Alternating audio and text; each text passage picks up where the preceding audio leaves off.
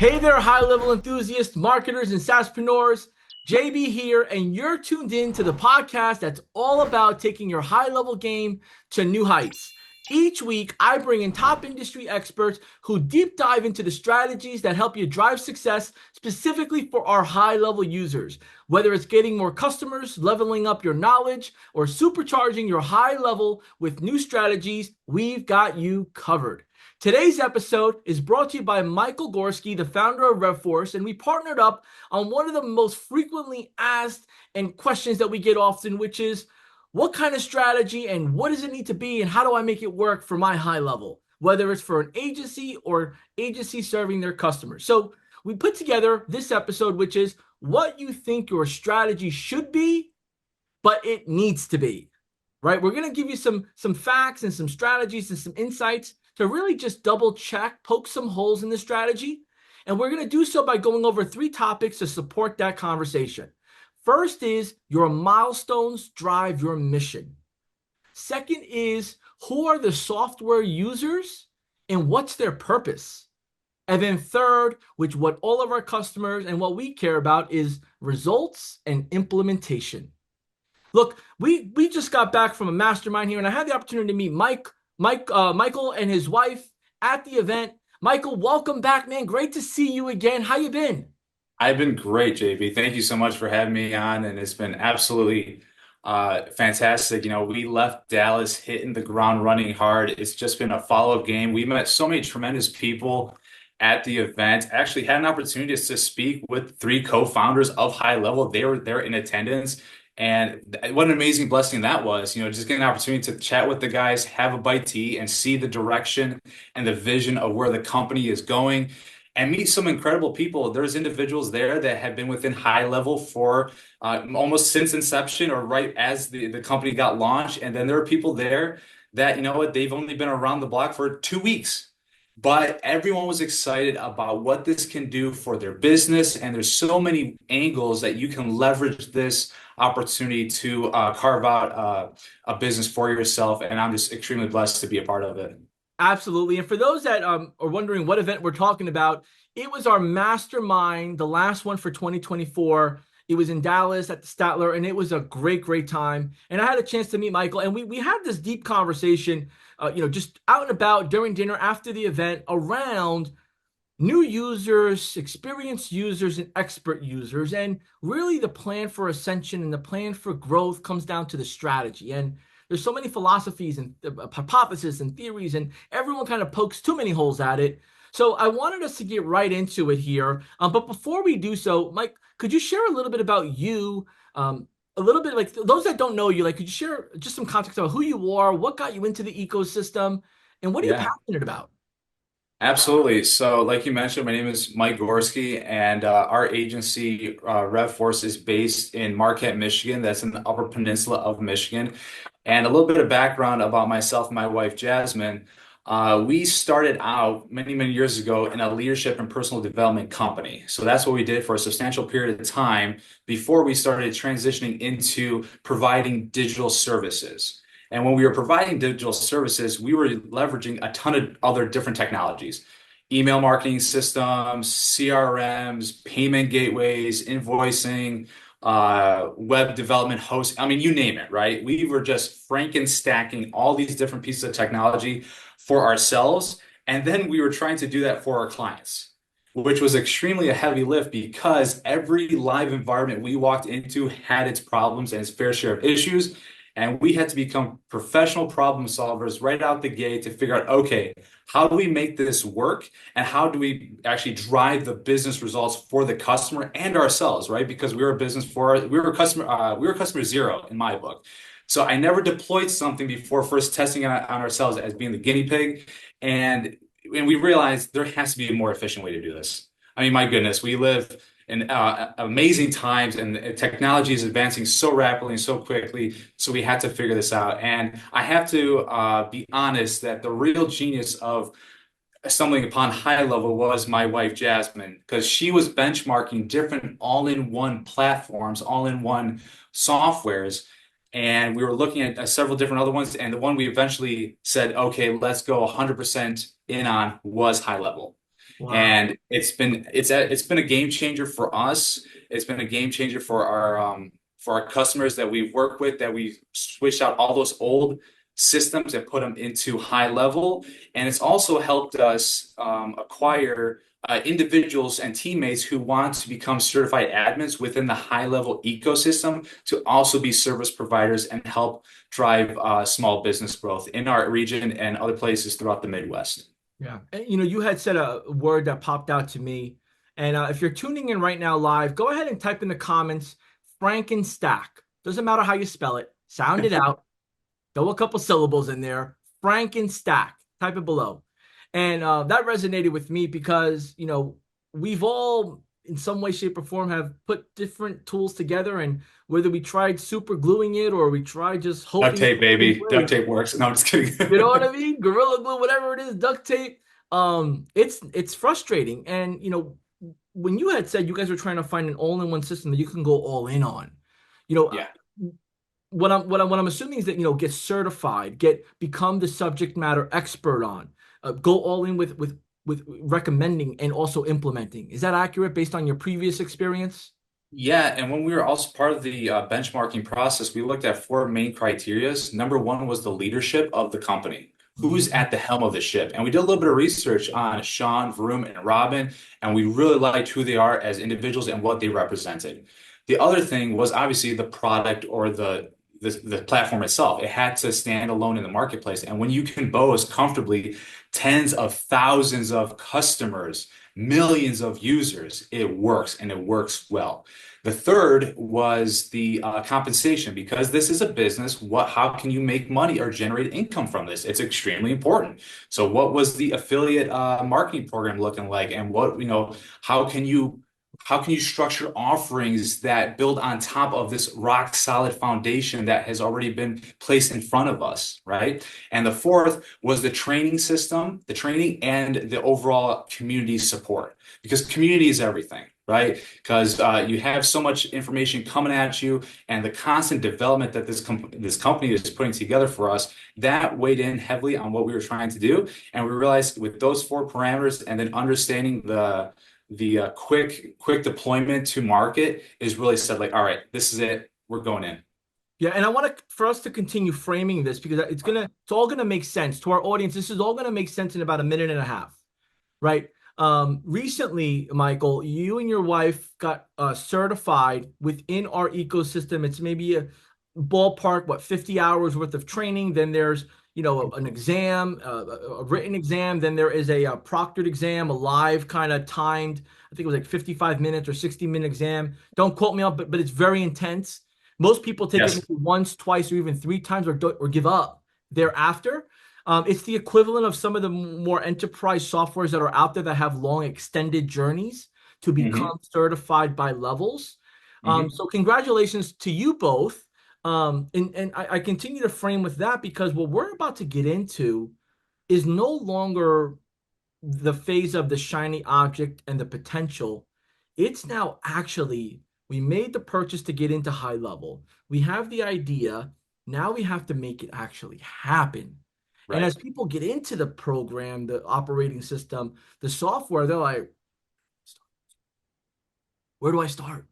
Yeah. So it's like we hear it every day and we have support and everything, but there's white glove service that's required. So let's talk white glove and combine white glove with Milestones. So for those that are tuning in right now that may have no experience, okay experience, or experts, right? Tell me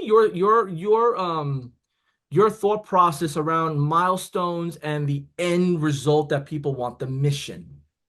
Yeah. So everyone comes to high level with different backgrounds. So some people, they understand technology like us, that we're using other pieces of, software before they got here. Others are like, listen, this is my first go at purchasing or getting into a platform like this. And oftentimes they have a preconceived notion of what they want this platform to do for their business. But there's a reason we have what we all have is blind spots. So we think I want this software to accomplish X because people are self-diagnosing of what they want the software, the technology to do from a desired outcome. But then when you start asking questions and you start digging in a little bit deeper, it's like really what you're trying to do is over here. This is why. The why is what you want to do. So for us, when we sit down, whether you're brand new, you just got a subscription to high level, or you're thinking about, getting involved in the ecosystem, it's like, what is your main objective? What is your milestone?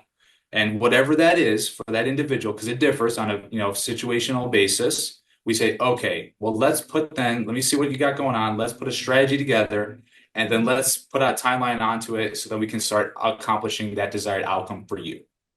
And that's really important because some people are, like I said, they are either brand new and it's like, listen, I need a website stood up. I need this and this and this. Okay. For what reason exactly? Well, eventually I want to launch an e-commerce store. Okay. Got it. So now we got to make sure that the foundation is laid accurately before we can start building on top of that and moving forward. And so many times I found that people focus on the maximums when they won't even do the minimums. Foundations, guys, back to the basics. You know what? The basics, and the word fun is in the word fundamentals. So you got to make it fun because doing the same thing over and over repeatedly, but that's where you get your reps in. If you're, those of you that train martial arts, there's certain ways to throw a punch or throw a kick, and it's like you have to do it over and over and over. And you're like, geez, is this really what it takes? Yes. Absolutely. So we have to get to the fundamentals of what you're trying to accomplish. We set a timeline for that. We hit that timeline or we hit that objective as close to as possible. Obviously, sometimes there are unforeseen variables that we know, but that's why we make adjustments, we make pivots, and then we come back to the drawing board, reassess, and seeing what can we moving forward from there. Woo. Go ahead and type in the chat. You're tuned in right now. Fundamentals plus timeline equals success. Jot that down below. It's so important because, we get, as entrepreneurs, as delegates within a business, responsible parties, whether you're a marketer, go-to-market strategist, we get overwhelmed with the end in mind when really it should be a blend of the overall result, reverse engineer it like we spoke about, Michael, and then put what fundamentals, what basics need to be done, what advances from that, and then what's the timeline? What does that look like from speed to success or working progress? Mm-hmm. So thank you and you come with a wealth of experience like you had mentioned to us before you even got into the software world. You were in a wealth of helping other, successful or close to be successful business people to get their dreams from vision to implementation. So for someone that has lost a little faith in their patience with the software components and the ability, and they are maybe like, no one can really do what I want. I have to build it myself, right? We get a lot of that. I can't do it. I have to build it myself, or I have to stick with what I have. What advice can you give that person to maybe shift that thought process? Well, if you want to build it yourself and you think you can, go for it. First of all, if you're like, listen, what I want, no one out there has. I challenge you to go out there and make it happen because chances are there's someone else out there that probably needs exactly what you're trying to build, and then you can help the next person. Remember, going back to being customer zero. Think of it how it can work for you and hopefully affect your business. And then when you do test it or when you do deploy it in a live production environment, track those metrics. Then you'll see exactly if this is working or it's not working. But here's the thing. Everything in theory sounds fantastic. Sounds awesome. And then you get out there and get your butt whooped a little bit and you realize, oh goodness, like this is not exactly how I planned it out to be at all. So that's one thing. The second, I can't stress this enough, and this is probably the hardest thing you'll ever have to learn, and I continue to work on this daily, and not just in what we're doing here with high level and software. Think anything in life. The hardest thing is to keep your belief high and let it stay high, and belief and trust in the process. Because over time, what happens is slowly goes down, it slowly goes down, it slowly goes down. This is why having a community and a support network is so important. I tell my team, because some people that get involved, they don't understand what we're doing, or like, I don't know if I can do this. I know you can't, but I know you can. So borrow my belief until you start developing your own. That's the key in this in this and everything else, it takes a team. And you'll find out if your fear or your fear is here, and your skill set is here, the more skills you build, the more fear you goes down. So I have to encourage you to get into the technology, and you have to get the time on the water. You got to get those reps in. You're not going to go to the gym and do a couple of push-ups and then you think you're going to build a strong chest. It takes time. It takes time to develop. So that's one thing I can't stress enough is be patient, and also be patient in yourself, because your business can only move as fast as you can, or the systems that you developed that can move on your behalf. Go ahead and type in the chat. I'm going to borrow your belief to get mine. I'm going to borrow your belief to get mine. Throw it in the chat, because we have to unlock Michael Gorski's strategy mindset, because that's what this is all about. Like really just laying out all the nuggets and the action items. If you want to learn more, if you are really at about that time that you're like, I'm going to put this plan into place and I'm going to complete it, go ahead and put in there, I'm going to borrow your belief to get mine, right? Now, Michael, what you shared was like about community, and what you shared about was about, like you just said, borrow others' belief, borrows others' knowledge. That's exactly why you were at the mastermind when we were talking. Like, you invested a premium to be there, to be around that, because you could have done a Zoom, or you could have done a YouTube video. It's about the people. So tell me a little bit about being around the right people, the right groups in order to get what you want done. Yeah, I can't remember who said this, but there's a quote out there that your network becomes your net worth, that basically you become who you associate with. And you have to get in the room with those individuals, right? And so, excuse me, for us, we saw it as an investment. And if you're in business, you look at ROI, whatever it takes for financial and also time. You start thinking through what is going to be the return on that. And you mentioned like, yeah, you can do a Zoom, you can do a YouTube, but like, have you ever like watched like a really awesome concert on YouTube, and then in the back of your mind, you're like, man, what if I was there? Oh, man. That Yes. looks that looks awesome, right? Like, man, Yeah. I should have just got the ticket. They tour only X amount of every time, every years. That when's the next time they're going to be in my area? I should have just bit the bullet and said I would have should have went, because it would have been a life-changing event. People do that for concerts, and no, don't get me wrong, I love entertainment, I enjoy it too, but yet they want to do the same thing when it comes to their business life. I don't understand the disconnect. Like, you have to invest, right? So, and I was having this conversation with Wesley Williams, your VP of marketing, and he asked me the question like, "Hey, so what was the value like you got at the mastermind event?" And I told him like, "Wesley, I got it in those 2 hours on Wednesday before the event even kicked off." Because I was standing in line, we were waiting to get checked in, and then I was just walking around. Then I put my stuff, my wife and I put our stuff at a table. We met a couple folks, and right then and there, we were exchanging information with these individuals. They're showing us other pieces of technology, and here are their snapshots and other things that they're leveraging and working.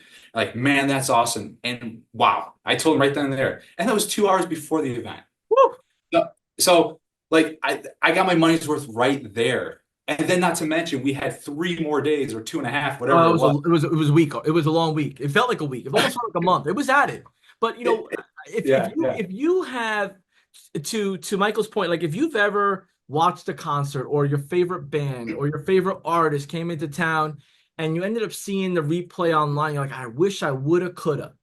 Go ahead and Mhm. type down which artist or which band that was. Yeah, Which artist or band came into town and you said, it's okay, they'll be back again, and they maybe didn't come back, or you wish you would have went from what you heard. Let us know yeah. below, because we're about to change the direction here and get really deep into getting things done. So I'm going to throw just an example, or framework here around scenarios, right? So we have people that are on the software, whether they're small, medium, large, enterprise, whether they're a huge influencer with thousands of customers.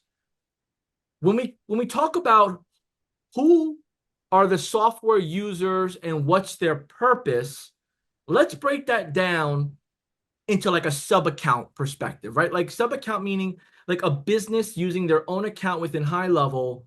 Um, how do we start to unpack that? Like, where do you start planning? Like, I give this person this user access, and then I need to teach them or get them educated by a professional on this so they could do their job or the result of that.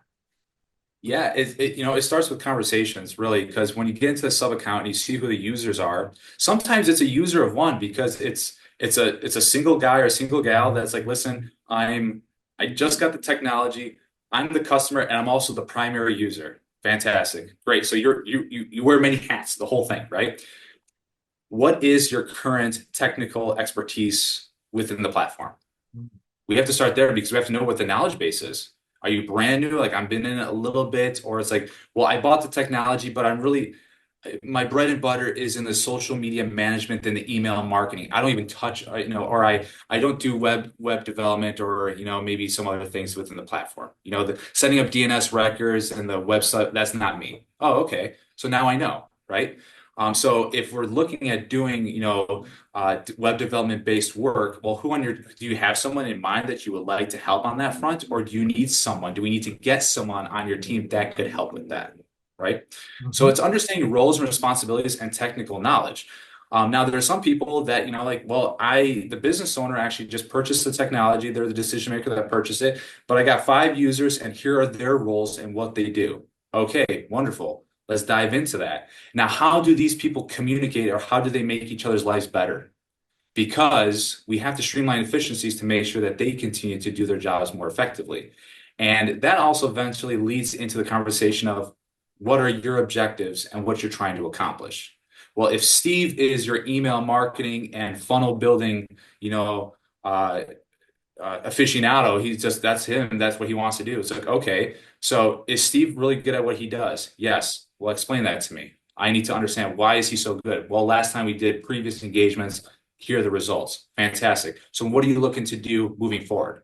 Well, this, and this. Okay. So just But to slightly yep. interrupt you here, Yeah. just to add a little bit more context, Mhm. um, for somebody that might be saying to themselves right now, but John, Michael, like, I don't even know what the heck I'm doing. How am I going to ask the right questions? I don't even know what I'm doing. I Right. found this thing out and I fired the last marketing company I had. I just bought the software for myself, or the last company didn't know what they were doing. So I needed to find a specialist. And Yeah. What do I do now? Right. So it's like, okay. we don't, we like, high levels made for marketers, right? For Mhm. subject matter experts that want to teach their customers. It's not like we go out and put content for small business owners or media. Like, we don't go that. We don't do that. So let's now pivot here. Like, you kind of warmed it up, but now, so essentially, and I'm just gonna put it out there, they need to, if you have a big project or you have a project that requires a substantial investment with a substantial result for, whether it's stakeholders or for your client, whatever the case may be, let's just put it out there. You need someone that knows what they're doing, right or wrong. Absolutely. Right. So let's Absolutely. just let's just call the elephant in the room. Like, Michael knows what he's doing. Right. So we brought Michael on because he knows what he's doing. But Michael agreed to share a story to help others understand what they need to know to help others or help themselves get to help what they need done. Right. Yeah. So, Mike, I just want to pivot now. I know this is not what we expected here, but I just That's want you to okay. put on your expert hat and, for our listeners, let's just assume they don't know what to do and they want an expert to help them. They find you on the certified admin directory, Hmm. and let's just pick up where you left off. You're going to ask them a series of questions. You're going to ask them what their purpose is, why they bought the software, how many employees they have, what they want their employees to do. You're going to find their Hmm. end result. You're going to Hmm. create some milestones. But really, like, is it that easy though? Like, what else am I missing if I'm trying to reverse engineer this? Uh, I say it's simple, but not easy. Because yeah, that process you described, absolutely. It's like, well, obviously, here's what I want to accomplish, and here's what I want done. Great, great. We have people that can help you do that. But then it's just a question of why do you want that done? Why this specific outreach? Well, because my end goal is to acquire a new company, or my goal is to do a big exit, whatever that objective really Got is, it. like that long-term goal, That big, right? hairy, audacious goal. Like, give us like the end, Yeah. like, give us the 5K, the 20K, the across the country end goal you want.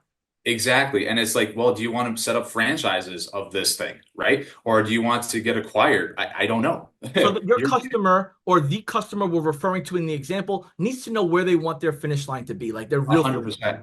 100%. 100%. And then Okay. that's where the milestones come in. We work backwards, right? Like fitness is a simple example. Like, listen, if you want to run a marathon, but you never ran a mile in your life, like, okay, big, hairy, audacious goal, right? And then you put the thing together, like, well, okay, so how much, how many miles we have to run per week to get you up to conditioning level? And then we just chunk it off one at a time. And so, but then again, also understanding that goals, objectives, life situations happen. So you have to be agile in these milestones that we put together. And how we like to do it is when we do an engagement from a service perspective, we give them the deliverable, what their desired outcome is that they wanted, along with SOPs and a video training. So it empowers them to have it as a resource database to go back to. Because I need you to also be agile because I know things move fast. And if you need to make pivots quickly, you can do that.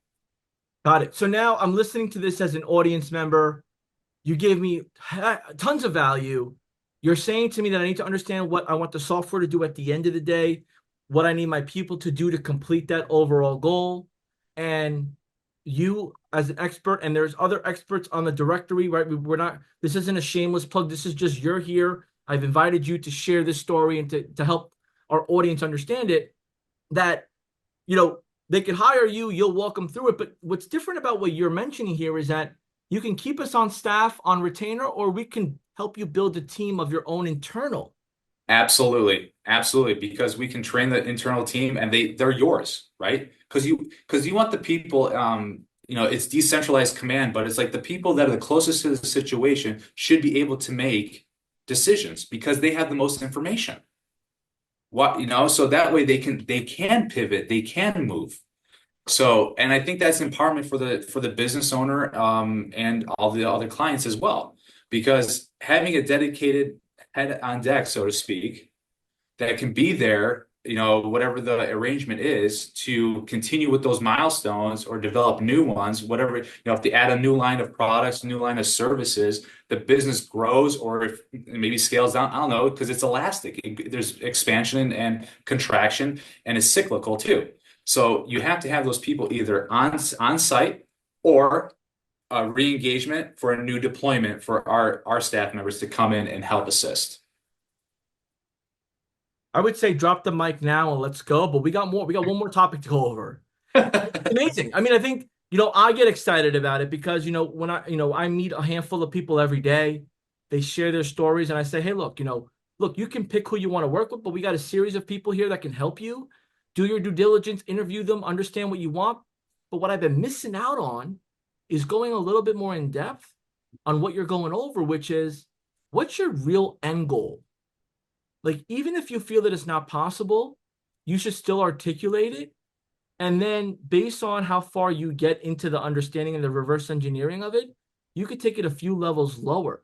So let's talk Mhm. about, like you mentioned, franchising, right? Let's say you have, a taco spot, and the taco spot, you got enough equity to open up 5 locations, and you're planning on opening up 30 at some point to franchise it out, right? Mhm. But you know that you have enough equity to open up a total of 10 locations, but not enough for 30. So what would you recommend in that case? Do they budget or do they plan their systems for 30, or do they plan for a little less, more realistic? How do they go about really like where do they minimum and max out? Yeah, I think that boils down to their ambition level, right? Because some people are like, yeah, 10 for me is rock solid, and but yeah, you're like, John, I want to go 30 or more, right?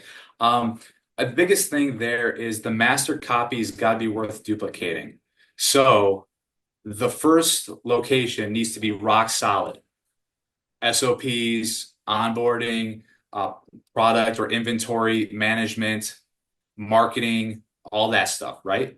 Because then you can then use that stuff in other, when you start launching other locations. And depending how successful your first location is, you can have, people buy in, like you can own those new franchises, or you can have a franchisee that wants to purchase those on your behalf.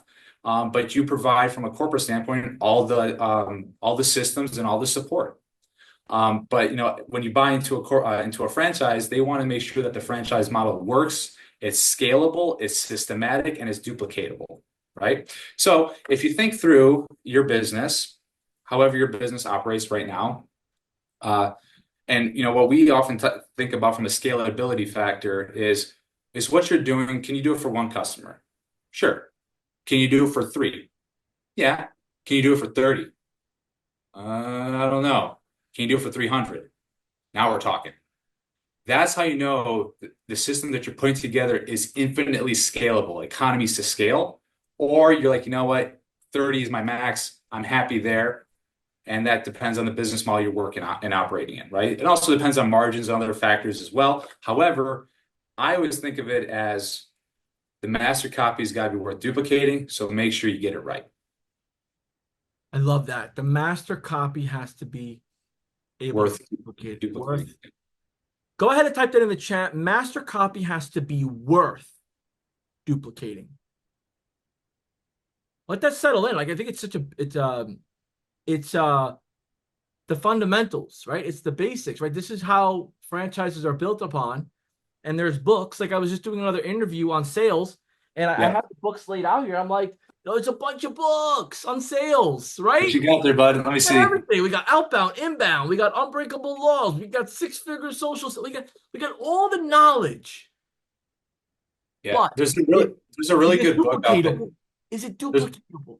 There's a really good book out there called Michael Gerber's E-Myth for small business owners, and that talks all about systems and system operations. And they reference McDonald's, they reference Disney, they reference IBM, right? There's several businesses that grew infinitely, and obviously their brand names and people all over the planet know who these people are. There's another book out there. It's called Behind the Arches by John Love, I believe, and that talks about Hamburger University that Ray Kroc set up, and that's how they were able to scale McDonald's to what it is today. So back to your taco stand analogy, you have to understand systems and implementation, and then growing it from that perspective. But yeah, if you haven't noticed, I'm an avid reader. I enjoy reading those types of books too, because everything in full disclosure, everyone that's watching this and listening to it or rewatching this, everything I'm sharing with you, I picked up from a book somewhere or at a conference somewhere.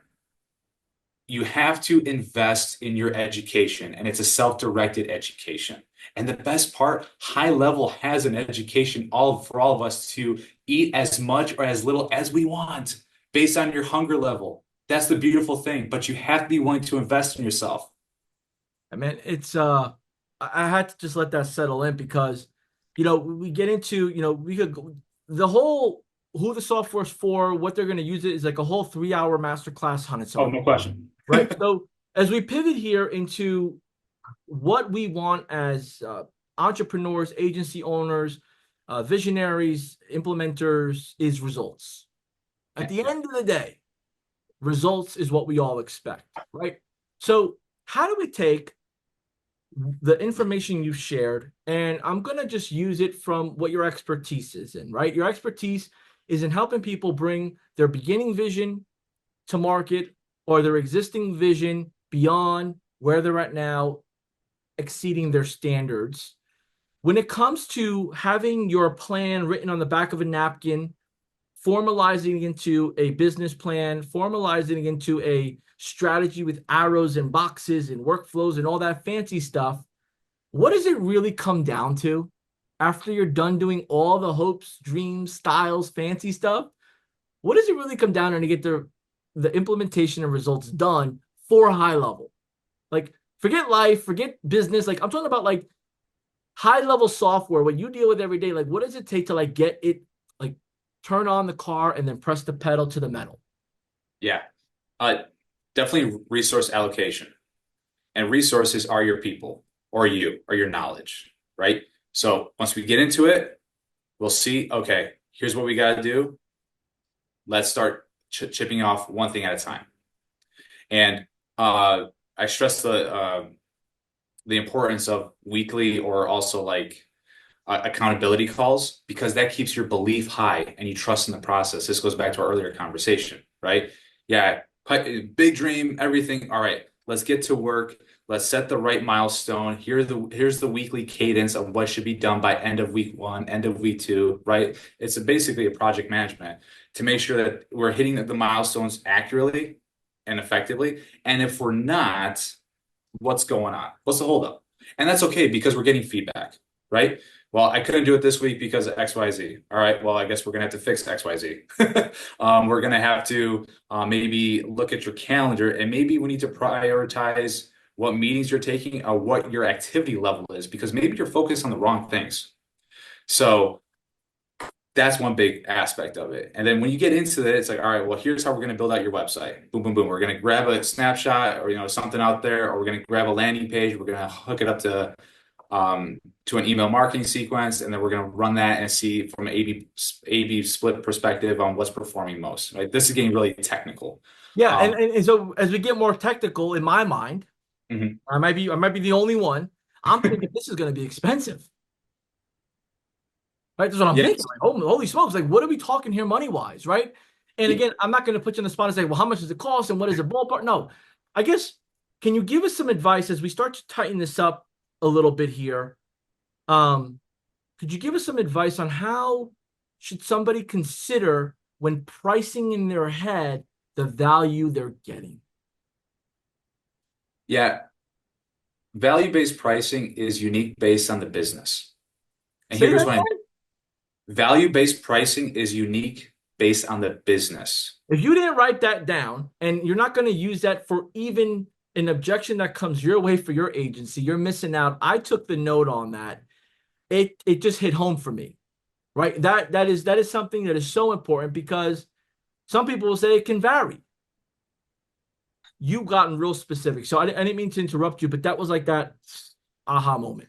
It's totally fine because if you're selling high ticket items, like let's say you're a Botox injectionist and your standard sale is $1,200 or $1,500. Okay, how many patients do you see a week? If I optimize your calendar management system to get 3 or 4 or 5 more clients a week by the end of the month, what does that financially look for you? X amount of dollars. Okay, so wouldn't it make sense that 10% of what that dollar amount is, you invest into this system or into this automation sequence? Well, heck yeah, because X amount of dollars more than I'm getting currently right now. Precisely. Now, if I'm dealing with something that's a lower ticket item, that's my average ticket or my average sales cost is $5 or $7 or $8. Okay, well then again, it's based on the business model.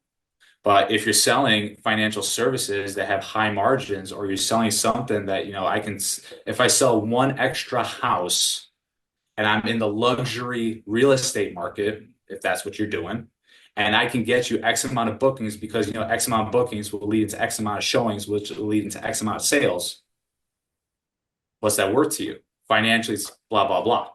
Great. So what you're saying is you'll be okay with a 10% investment or an insurance policy of this, and that's how we can get you rolling for your business. Yes, absolutely. So again, this is going back to what is their desired outcome when it looks like revenue generated for the enterprise, for the enterprise or for the operation, because then we can scale it back and work from there. So what you just gave us, Michael, in my opinion, my observation is, back of the napkin math. You didn't go into no crazy equation. You shouldn't go into no crazy equation because, right, if you confuse them, you lose them. Yep, exactly. You just basically said, look, give yourself some wiggle room that depending on what the value of your customer is or the process of what you're going to get from it, 10% is just the minimum. It may be even more based on the complexity and the resources that you need. But I think that's a very fair way to start. Very fair way. And that's coming from someone that you're quoting this stuff every day, all day. Especially if this is someone that you're working relatively new for the first time. Let me prove to you our worth. Let me prove to you that this can help you, right? Because then by whatever the timeline or whatever the project timeline is, At the end of it, you can re-engage or disengage. And that's the best part, is because two people at the end of the conversation or at the end of the project engagement, two people have to be okay with the outcomes, right? And and that's the biggest thing, is you can develop trust in that process, but also as a service provider or someone that you're helping, they get to see how you work. They get to see your level of professionalism. So every time throughout that process, you're gaining value, giving value, you're giving value. And if they want to disconnect afterwards, no big deal. Fantastic. Well, it is what it is. Like, I'm not holding people hostage here, right? And nor should you. Please, if you're doing that, stop it. That's not a great way. But again, you can run your business however you want to. But obviously, give people the autonomy to either walk away or say, yes, I want to hire you for the next 30-day milestone engagement because you produce results for us. Here's what I'll say, and my advice, my personal opinion, my personal recommendation. If you're gonna work with somebody on a project, make sure you like them a good amount as a human being. Make sure you can hold the Right. conversation like this. Make sure, their smile or their energy or their personality doesn't annoy you. You got to make sure that there's a compatibility from human to human, because when this human, whether it's Michael, his wife, another admin, or anybody, starts to give you a plan, holds you accountable, a pricing, sends you an invoice, you have to remember as a human what they're doing and the connection you have, because they're actually an extension of your business to help you expand your thought into a real implementation of that business. So, can you close us out with some wisdom, man? I mean, you seem, Michael, that you've had enough experience. You got great energy, man. Can you give the audience some wisdom, and we can start to make our way? I guess I have to say that, going back to the belief factor, you have to believe in yourself. And the more that you get time in the water, you get the reps in, you start to develop that, I can do this. Whether you're doing it for yourself or you're starting to become a service provider for others, or you're trying to grow your business, acquire more customers, you have to trust in that process. So I strongly urge people to, like, when you get in, give this a real go at it, truly go at it. Some people say, like, well, I've tried stuff. It's like the whole Yoda, don't try. There's only do. Do it. And do it in a way that people can see you doing it. They should be seeing your smoke because you are moving, and they should feel your energy, and they should feel your confidence, because no one wants to work with someone that's, woe's me, oh, life is miserable. Who wants to work with that person? No one. And then it's like, so think about that. And also try to be your core customer. Act like the person that you want to do business with, and you'll become that individual, and you will attract those individuals, and they'll just come. It's unbelievable. I can't stress enough. Like, we talked about our earlier conversation. When you get involved in the high level community, whether just, hey, I just purchased a 97 plan or whatever, and I'm just fairly brand new, engage online or offline, meaning come to the events. That's where you meet these people, and you'll realize they're no different than you and I. They've just been doing it a little bit longer. They have some experience. They have some education. The best part, they're willing to share it. Most of them are so generous with their expertise and their knowledge and their insight that you can just have conversations, and you're like, oh my gosh, absolutely incredible. So I can't stress enough that that's really the biggest important thing. And then obviously serving your customer the way they expect to be served, and constantly be adding value to their life and to their business, because their success is your security. Because you continue to shower them with knowledge, you continue to shower them with expertise, they're going to always come back to you for more help and assistance. And also, they're going to refer their family and friends because of how you made them feel and how you're able to make their business grow. Go ahead and help me show some love to Michael Gorski from RevForce, one of our certified admins in our Go High Level community. Go ahead and throw some emojis below in the chats. Let him know that you appreciated his time. If you grabbed the nugget, go ahead and share what that nugget is. Michael, you've been generous with your time. We appreciate it.